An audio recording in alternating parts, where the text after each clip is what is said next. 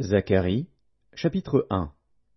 Le 8e mois, la seconde année de Darius, la parole de l'Éternel fut adressée à Zacharie, fils de Béréchia, fils d'Iddo, le prophète, en ces mots. L'Éternel a été très irrité contre vos pères. Dis-leur donc, ainsi parle l'Éternel des armées, revenez à moi, dit l'Éternel des armées, et je reviendrai à vous, dit l'Éternel des armées. Ne soyez pas comme vos pères, auxquels s'adressaient les premiers prophètes, en disant, ainsi parle l'Éternel des armées, détournez-vous de vos mauvaises voies, de vos mauvaises actions. Mais ils n'écoutèrent pas, ils ne firent pas attention à moi, dit l'Éternel. Vos pères, où sont-ils? Et les prophètes pouvaient-ils vivre éternellement? Cependant mes paroles et les ordres que j'avais donnés à mes serviteurs, les prophètes, n'ont-ils pas atteint vos pères?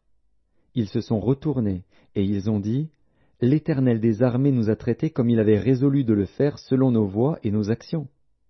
Le 24e jour du 11e mois, qui est le mois de Shebat, la seconde année de Darius, la parole de l'Éternel fut adressée à Zacharie, fils de Béréchia, fils d'Iddo, le prophète, en ces mots.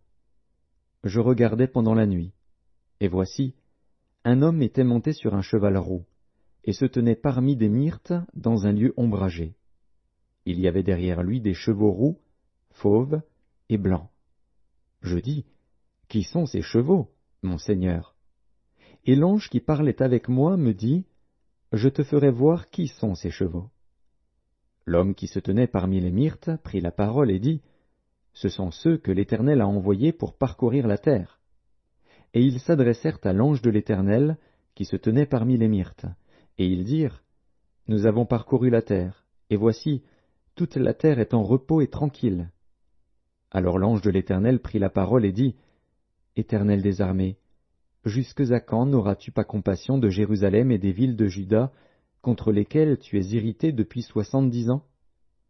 L'Éternel répondit par de bonnes paroles, par des paroles de consolation, à l'ange qui parlait avec moi. Et l'ange qui parlait avec moi me dit, crie, et dis, ainsi parle l'Éternel des armées, je suis ému d'une grande jalousie pour Jérusalem et pour Sion, et je suis saisi d'une grande irritation contre les nations orgueilleuses. Car je n'étais que peu irrité, mais elles ont contribué au mal. C'est pourquoi ainsi parle l'Éternel, je reviens à Jérusalem avec compassion.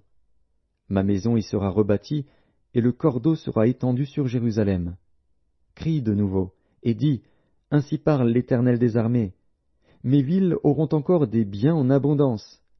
L'Éternel consolera encore Sion, il choisira encore Jérusalem. Je levai les yeux et je regardai, et voici, il y avait 4 cornes. Je dis à l'ange qui parlait avec moi, qu'est-ce que ces cornes? Et il me dit, ce sont les cornes qui ont dispersé Juda, Israël et Jérusalem. L'Éternel me fit voir 4 forgerons. Je dis, que viennent-ils faire? Et il dit, ce sont les cornes qui ont dispersé Juda, tellement que nul ne lève la tête. Et ces forgerons sont venus pour les effrayer, et pour abattre les cornes des nations qui ont levé la corne contre le pays de Juda, afin d'en disperser les habitants.